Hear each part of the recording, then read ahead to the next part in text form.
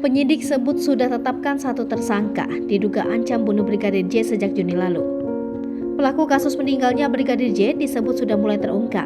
Hal itu dibenarkan oleh kuasa hukum keluarga Brigadir J, Kamarudin Simanjuntak. Salah seorang tersangka sudah mengaku menjadi pelaku yang menghilangkan nyawa kliennya. Meski begitu, Kamarudin masih belum bersedia menyebutkan siapa pelaku yang mengaku sudah membunuh Brigadir J dan ditetapkan tersangka itu. Hal itu dirahasiakan untuk kepentingan penyidikan pihak kepolisian.